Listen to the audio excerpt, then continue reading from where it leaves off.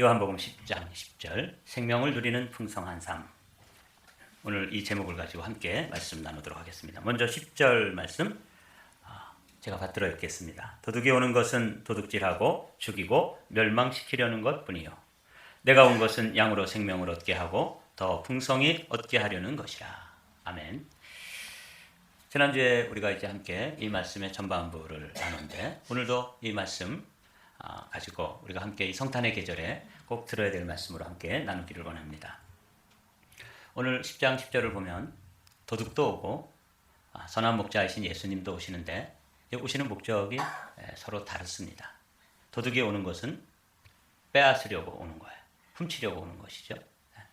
그런데 주님은 선한 목자로서 우리에게 주시기 위해서 오시는 거예요.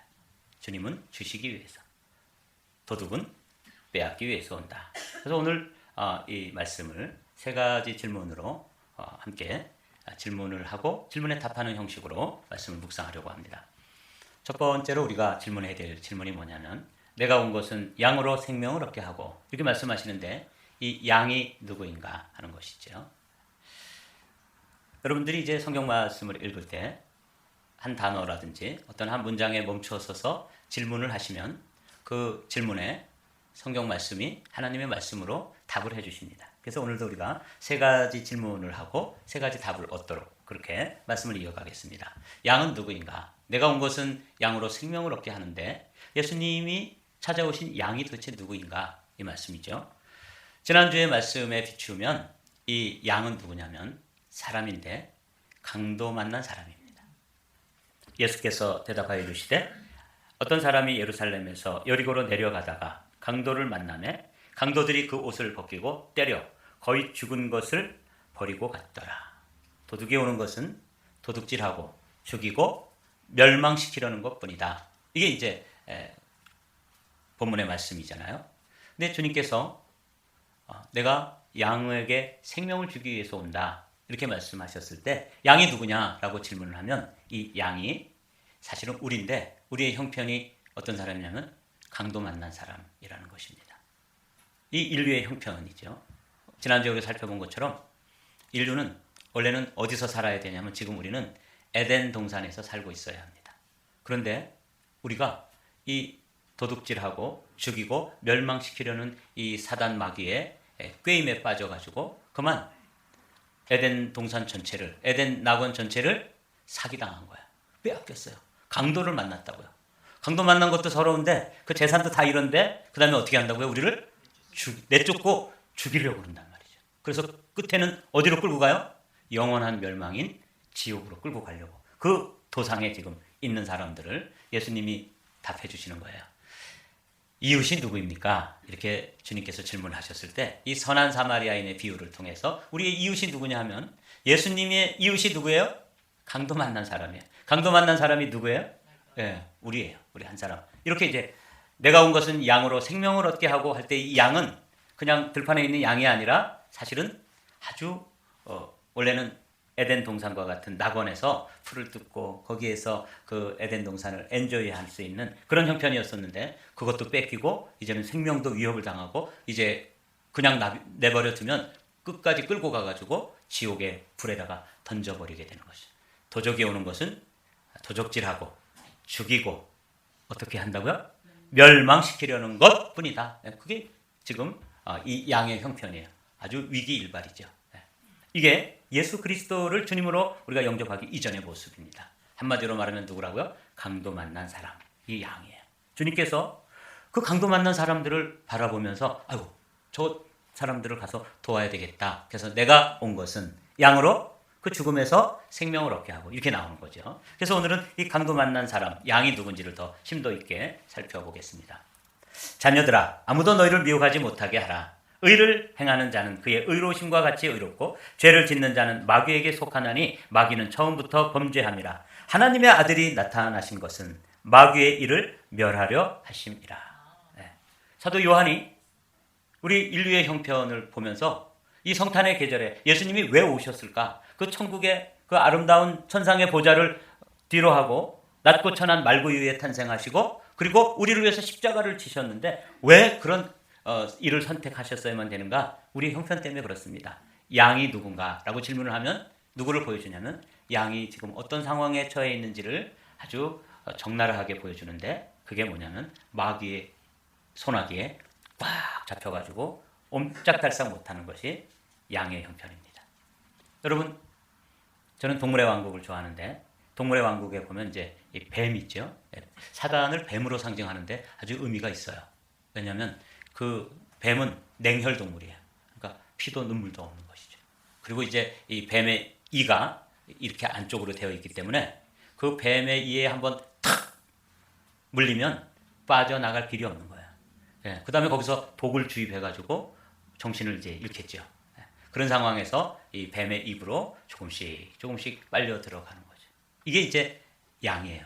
그 양들도 큰 뱀에게 걸리면 그 다음에 뱀이 독이 없는 뱀이라도 칭칭 감아가지고 숨통을 조여버려요.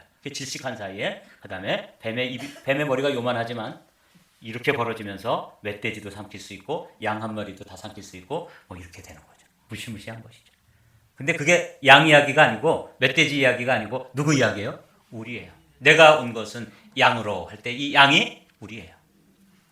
그런데 주님께서 오셔서 그 마귀의 소나기, 마귀의 그 아가리에 빨려 들어가서 지금 삼켜지기 일보 직전에 그 마귀를 멸하고 우리를 구출해내시기 위해서 오셨다. 이렇게 말씀하신 거죠. 하나님의 아들이 나타나신 것은 마귀의 일을 멸하려 하심이라. 그래서 이 성탄의 계절은 이게 아주 심각한 계절이에요. 정말 감사한 계절이에요. 그냥 여행 계획을 세우고 가족들끼리 어디 여행을 간다거나 선물을 주고받고 연인들끼리 데이트 약속을 하고 이렇게 하는 계절이 사실은 아닙니다. 이게 아주 심각한 계절이에요. 양으로 생명을 얻게 하기 위해서 와보니까 마귀에게 사로잡혀 있어서 그 마귀의 일을 멸하고 그 양들을 구출해내려고 오신 이 심각한 계절에 우리가 죄를 짓고 크리스마스 베이비가 탄생하고 이러면 안 되는 거잖아요. 네, 이게 지금 인류가 얼마나 이 하나님께서 행하시려고 하는 일에 역행하고 있는지를 보여주는 장면이죠. 이 장면을 구약시대의 다윗의 이야기로 돌아가 보면 훨씬 더 아주 리얼하게 이해할 수 있어요. 다윗이 목동이었잖아요. 그가 목자의 일을 하다가 어느 날 그 형들이 전장에 나가 있는데 전장에 이제 음식도 갖다 주고 전황이 어떻게 돌아가는지 면회를 갔다가 거기서 이제 골리앗이라고 하는 그 블레셋의 큰 장수를 만나게 됩니다. 그래서 자기가 어린 목동 다윗이 나가서 싸우겠다고 자원을 했더니 사울 왕이 만류하는 거죠. 저는 어려서부터 장수요. 너는 어린 목동인데 이 뭐 경기가 되고 게임이 되겠느냐? 괜히 헛된 목숨 버리지 말고 자제해라. 이럴 때 다윗이 한 이야기가 이 다윗이 예수님의 예표예요.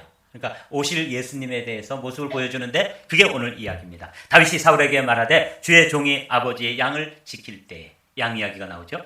사자나 곰이 와서 이번에는 맹수들이 와서 양떼에서 새끼를 물어가면 내가 따라가서 그것을 치고 그 입에서 새끼를 건져내었고 그것이 일어나 나를 해하고자 하면 내가 그 수염을 잡고 그것을 쳐 죽였습니다. 이렇게 얘기해요. 통쾌하지 않습니까? 이게 예수님의 예표인 다윗이 했던 간증을 그렇게 사울 왕에게 들려주는 거예요. 내가 목동으로서 양을 치고 있다가 그래도 좀 똘똘한 큰 양들은 뭐 사자나 곰이 나타나면 후닥닥 피하는데 이 철부지 어린 것들은 이게 위험한지 아닌지도 모르고 어정어정하다가 그만 곰에게 콱 물려가지고 이제 죽게 됐을 때 그때 다윗은 포기하지 않고 그 곰이나 사자의 입속에 들어가 있는 그 새끼 양을 뺏어내고 이게 다윗에게 덤비면 어떻게 했다고요? 쳐 죽였다 그 말이에요. 통쾌하지 않습니까? 이 사도 요한이 하나님의 아들이 나타난 것은 마귀의 일을 멸하려 하심이라. 이게 성탄의 계절에 우리가 묵상해야 될 말씀이에요. 양이 누구냐? 사실은 곰의 입에 들어가 있고 사자의 입에 들어가 있고 뱀의 입에 들어가서 삼켜지기 일보 직전에 급히 주님께서 오셔서 그 마귀의 일을 멸하고 사자의 입에서 양의 새끼를 뺏어내는 것처럼 저와 여러분들이 지옥으로 끌려 들어가는데 지옥 입구에서 건져내가지고 살려냄을 받은 사람들이 누구예요? 양이에요. 우리예요. 여러분 믿습니까? 그 성탄의 계절에 이런 걸 이 양이라고 하는 한 단어만 묵상해도 너무 감동이 밀려오는 거죠. 야, 내가 진짜 그 뱀에게 이렇게 물려가지고 옴짝달싹도 못하고 이제 그렇게 물려 들어가고 있는데 거기서 살려주신 거구나. 저는 어릴 때 뱀이 진짜 개구리 한 마리를 물고 조금씩 삼키는 것을 아주 가까이서 관찰한 적이 있어요. 저희 집은 뭐 시골에 이제 이렇게 옥수수 밭이 막 장대같이 크고 그래서 제 지붕도 안 보일 만큼 되어 있는 그런 오두막집에 살고 있는데, 저희 집에서 이렇게 길로 이제 학교 가려고 그러면은 또 학교 갔다 돌아오는 길이 이렇게 조그마한 논두렁길이 있는데, 이 개구리가 뱀에게 물려가지고 죽을 때는 아주 특별한 슬픈 소리를 내요. 살려주세요. 근데 꽥꽥 그러면서 그거 아파가지고, 그래서 제가 이제 옥수수 밭으로 싹 기어 들어가서 딱 엎드려 보니까 정말 그 늘맥이라고 하는 뱀이, 율목이라고 그러죠. 그 뱀이 큰 개구리를 한 마리 딱 물고 있는 거예요. 근데 이제 개구리가 아프니까 이제 소리를 지르는 거죠. 근데 이제 그 뱀이 요만한데도 이렇게 큰 개구리를 턱 물고 그걸 다 삼켜요. 근데 어떻게 하나 봤더니 그냥 한쪽 입을 이렇게 벌리고 또 이쪽 아가리가 벌어지고, 그럴 때마다 요 입이 움직일 때마다 소리를 내는 거예요. 네. 제가 살려줬을까요? 그냥 뒀을까요? 제가 그렇게 착한 사람이 아닙니다. 끝까지 지켜보고 있었어요. 왜냐면 어떻게 하나 보려고. 물론 뭐 자연의 법칙을 어긋내는 거기 때문에 뭐 하여간 그냥 저는 한 2-30분 엎드려서 지켜봤습니다. 근데 다윗은 안 그랬다는 거 아니에요. 예수님도 안 그러셨다는 거 아니에요. 이거 보십시오. 사자나 곰이 와서 양떼의 새끼를 물어가면 내가 따라가서 그것을 치고 그 입에서 새끼를 건져내었고, 그것이 일어나 나를 해하고자 하면 내가 그 수염을 잡고 그것을 쳐 죽였나이다. 네. 예수님께 예배드린다고 말씀해 주세요. 자, 그렇게 이게 이제 양의 형편인 것이죠. 근데 양들을 그렇게 살려주시고 그 다음에 뭘 주신다고요? 생명을 주신다는 거예요. 내가 온 것은 양으로 생명을 얻게 하고. 그래서 이 생명이라는 단어도 우리가 잘 묵상을 하면은 큰 감동으로 우리에게 또 몰려오는 너무 소중한 단어입니다. 오늘 이 생명에 대해서 여러분들이 단어를 잘 기억해 두십시오. 이 성경은 구약 성경은 히브리어로 쓰여 있고, 신약 성경은 무슨 언어로 쓰여 있어요? 헬라어로 쓰여 있습니다. 그리크라고 그러는데, 이 헬라어로 쓰여져 있는데 생명이라는 단어가 두 단어예요. 하나는 비오스, 또 한 단어는 조에라는 두 단어예요. 근데 오늘 예수님께서 주시려고 하는 이 생명은 어떤 거겠어요? 조에입니다. 이 비오스의 생명은 동물적인 생명입니다. 태어나서 먹고 자고 성장하다가 때가 되면 죽게 되는 이런 생명. 여러분들도 다 무슨 생명이 있는 거예요? 그러니까 어머니로부터 아버지로부터 비오스의 생명을 지금 선물로 받아서 살고 있는 것이죠. 그런데 이 생명은 너는 흙에서 왔으니 흙으로 돌아가라. 사람이 한번 죽는 것은 정한 것이요 그 후에는 심판이 있으리니 하는 것처럼 이 생명은 죽어야 되는 생명입니다. 타락된 생명이에요. 이 비오스의 생명을 요약하면 이렇습니다. 그리스도의 생명이 없는 허무한 삶. 이렇게 살다가 여러분들도 어떤 분들은 잘생기기도 하고 키도 크고 또 예쁘기도 하고 또 조금 자유분방하게 생기기도 하고 뭐 이렇죠. 근데 이거 다 어떻게 하고 가셔야 돼요? 벗어놓고 가야 됩니다. 두고 가는데 얼만큼 두고 가요? 몽땅 두고 가야 됩니다. 이게 우리의 비오스의 생명. 참 허무하죠. 참 기쁨과 평안이 없는 삶이다. 그 다음에 이것은 운명적으로 영원한 죽음으로 이어지는 생명이에요. 이게 비오스입니다. 여기서 나온 단어가 바이올로지, 바이오리듬 할 때 영어 단어도 거기서 나온 거예요. 근데 우리가 진짜 알고 싶은 것은 조에라고 하는 생명이죠. 이 조에, 예수님께서 우리에게 주시기 위해서 하늘보좌를 버리고 이 땅에 아기 예수로 탄생하시고 십자가에 죽으셔서 물과 피를 흘리시고 당신의 생명을, 당신 안에 있는 생명을 우리 안에 넣어주시고 십자가에서 죽으시고 또 부활하셨는데, 그분은 부활하실 수밖에 없어요. 왜 그래요? 그분 안에 있는 생명의 속성이 비오스가 아니라 뭐기 때문에 그래요? 조에이기 때문에 그래요. 그분은 사망 권세에 매여 있을 수가 없어요. 사망이 그를 묶어둘 수가 없어요. 무덤에 가둬둘 수가 없어요. 그가 가지고 있는 생명이 죽어도 어떻게 되는 삶이에요? 생명이에요? 산다. 에스더가 가지고 있던 생명은 죽으면 죽으리라. 그 생명이에요. 그런데 여기 주님이 가지고 오신 이 생명은, 조에는 뭐냐면 죽어도 살리라 하는 생명이에요. 놀라운 생명이죠. 그리스도의 생명이 함께하는 거예요. 그리스도 안에 있는 생명이죠. 그 그리스도 안에 있는 생명을 성령께서 깨닫게 해주시고 성령께서 우리 안에 적용시켜 주실 때 그 생명이 우리 안에 와 있는 거예요. 그래서 예수 그리스도의 생명과 연합되어 있고 예수 그리스도의 생명이 우리 안에 와 있으면 이제 우리는 어떤 사람이 되는 거예요? 비오스의 생명 플러스 어떤 생명이 와 있는 거예요? 조회가 와 있어요. 그래서 우리도 마지막 부활의 아침에 영원히 죽을 수가 없어요. 무덤에다가 장사 지내든지 화장을 해서 재로 뿌리든지 상관없이 조회의 생명이 어떻게 돼요? 부활하는 거예요. 이 놀라운 생명을 주시기 위해서 주님 오셨다고 말해요. 그리고 그 생명이 우리 안에 와서 그 생명을 가지고 하나님께 예배하고 하나님께 찬양하고 하나님 앞에서 살아가도록 그렇게 부르심을 받은 사람들이 그리스도인입니다. 크리스찬은 언젠가 제가 설명드렸죠. 크라이스트가 빠져버리면 IAN 뭐예요? I am nothing. 난 아무것도 아니에요. 근데 그리스도께서 와 계시는 그 단 하나의 이유 때문에 우리 안에 하나님 안에 있는 생명이 우리 안에 옮겨온 거죠. 이 놀라운 생명이 조회라는 이걸 주시기 위해서 오셨다는 거예요. 지금 생명이란 무엇인가라는 질문에 지금 우리가 답을 가지게 되는 것이죠. 이거 보십시오. 사도 요한은 이 비밀을 우리에게 이렇게 가르쳐 주십니다. 또 증거는 이것이니 하나님이 우리에게 영생을 주신 것과 이 생명이 이럴 때 이 생명은 뭐겠어요? 조회입니다. 이 조회가 그의 아들 안에 있는 그것이니라. 그 아들 예수 그리스도 안에 있던 것입니다. 그 아들이 그래서 아들이 있는 자에게는 조회가 있고 하나님의 아들이 없는 자에게는 이 조회가 없습니다. 우리 한마음교회 성도들은 예수님이 그 안에 영접되어서 리시브 되어가지고 여러분들 안에는 이 예수 그리스도의 생명이 아주 분명하고 뚜렷하게 생명 현상이 나타나게 되시기를 주님의 이름으로 축복합니다. 그렇습니다. 우리 백장로님 권사님이 지난 9일 새벽에 소천하셨잖아요. 제가 가서 그 모습을 이렇게 뵈니까 얼마나 잠자는 것 같아요. 그런데 그 장로님이 목사님 금방이라도 일어날 것 같고 잠자는 것 같습니다. 근데 제 마음이 너무나 감사했어요. 사실은 이 돌아가신 분의 얼굴을 보면 누가 왔다 갔는지를 알기 때문에 그래요.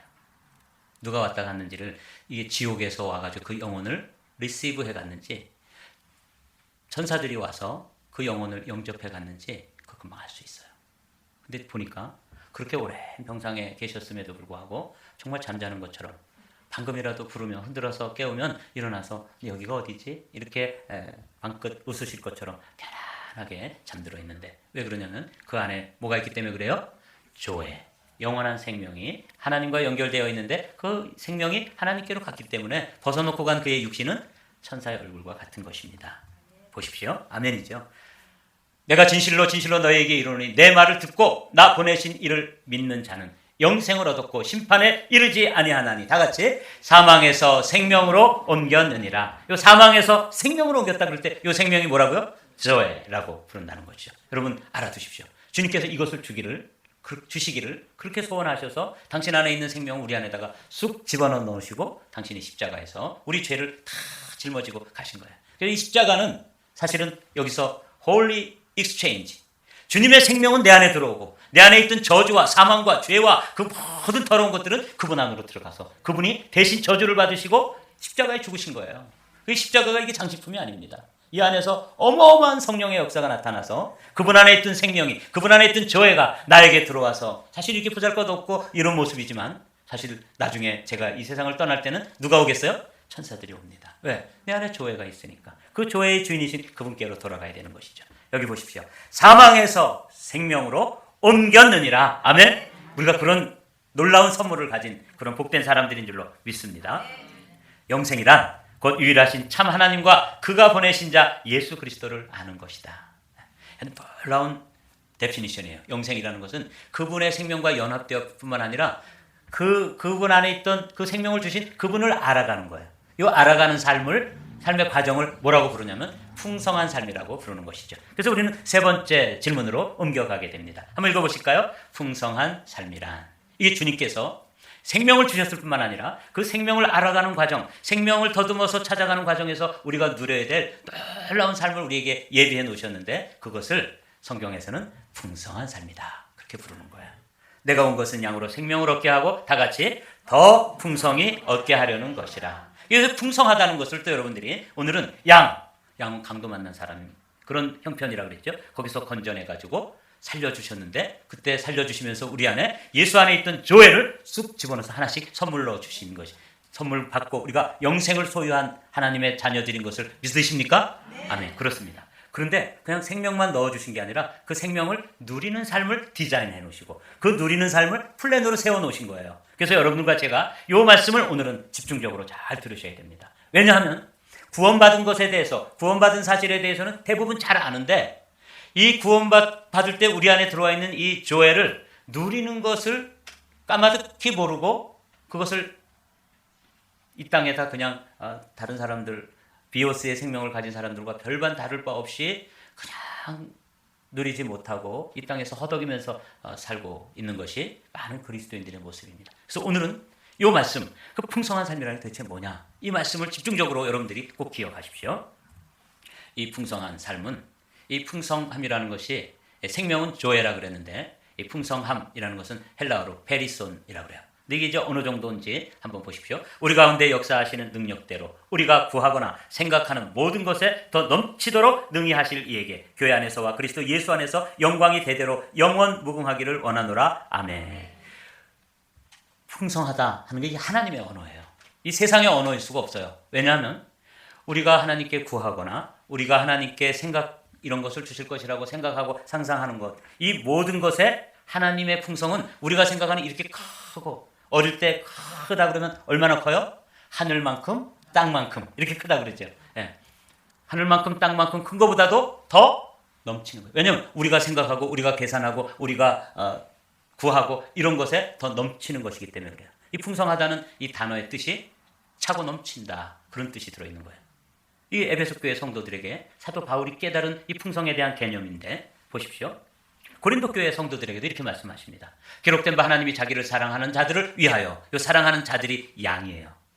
얼마나 사랑하냐면 사자의 입, 곰의 아가리, 뱀의 그 입에서 건져내가지고 살려줘서 생명을 주시기 때문에, 당신의 생명하고 바꿨기 때문에 얼만큼 사랑하시는지 아시겠죠? 그 사랑하는 자들을 위하여 예비한 모든 것은, 다 같이 읽겠습니다. 눈으로 보지 못하고 귀로 듣지 못하고 사람의 마음으로 생각지도 못하였다 함과 같으니라. 이게 사도 바울이 인간의 언어로 하나님의 풍성함을 묘사해 놓은 그 구절이에요. 하나님의 풍성이라는 것은 사실은 우리가 하늘만큼 땅만큼이라고 해도 그것을 넘어선다는 것이죠. 그것에 넘치는 것이에요. 그럼 이걸 어떻게 설명할 수 있겠습니까? 우리는 요거밖에 생각을 못하고 우리는 요거밖에 모르는데 하나님의 풍성은 그것에 넘치는 것이다 라고 사도 바울이 가르쳐 주시는 거예요. 이렇게 풍성한 것, 이렇게 풍성한 삶을 우리에게 예비해 놓으셨는데 우리가 그걸 잘 누린다고요? 못 누린다고요? 잘 못 누리고 있다는 것 때문에 오늘 제가 이 말씀을 전하는 거예요. 이 성탄의 계절에 주님이 오신 것은 양으로 생명을 얻게 하고 더 풍성히 얻게 하려는 것이라 하는 그분의 플랜, 그분의 계획, 그분의 소원, 그분의 꿈이 여기에 담겨 있는데, 그분의 오신 목적이 여기에 담겨 있고, 이건 그분의 비전 스테이트먼트예요. 그 비전 스테이트먼트에 그분이 풍성하다고 하는데, 이 풍성함은 우리의 언어, 우리의 생각, 우리의 크기로는 다 설명할 수 있다 없다? 없다. 없습니다. 자, 한 걸음 더 나가보도록 하죠. 모세가 이렇게 이야기하는 거예요. 여호와께서 너를 위하여 하늘의 아름다운 보고를 여시사 내 땅에 때를 따라 비를 내리시고 내 손으로 하는 모든 일에 복을 주시리니 내가 많은 민족에게 구워줄지라도 너는 꾸이지 아니할 것이요. 그래서 하나님께서 그 모세에게 부어주시는데 모세는 뭐라고 얘기하냐면 하늘의 아름다운 보물 창고가 있다. 거기서 그냥 무제한으로 내려주는 거예요. 그거를 매일 아침마다 일어나 보면 만나가 그 들판에 가득히 뿌려져 있는, 이걸 몇 년 동안 경험했어요? 40년. 40 years. 이게 뭐 하루 이틀 한 4일 정도 이렇게 하는 게 아니라 40년을 꽉 채워서 아침마다 채우시는 거예요. 근데 이건 모세가 경험한 거고, 그거 거기에 한정되어 있다고요? 그걸 넘어선다고요? 넘어선다고 말이에요. 네. 자, 그러면 다른 모세만 경험했느냐? 그렇지 않습니다. 사도 베드로가 경험한 풍성함을 뭐라고 설명하는지, 예수를 너희가 보지 못하였으나 사랑하는도다. 아멘. 이제도 보지 못하고 못하나 믿고 다 같이 말할 수 없는 영광스러운 즐거움으로 기뻐하나니. 네, 이거예요. 말할 수 없는 영광스러운 것, 이게 풍성함인데, 야, 그걸 베드로, 모세 이런 이들만 누리라고 한 게 아니라 사실은 제게도, 여러분에게도 다 해당되는 말씀이에요. 여러분, 오늘 이 말씀을 들으시고, 아, 나는 풍성한 삶으로의 초대가 되어진 사람이구나. 그러므로 나는 풍성한 삶을 누릴 권리가 있다 없다? 있다. 그러므로 이제 지질이 궁상으로 살던 삶은 오늘로서 끝. 고생 끝, 행복 시작. 이렇게 돼야 됩니다. 믿습니까? 네. 한 걸음 더 나가보죠.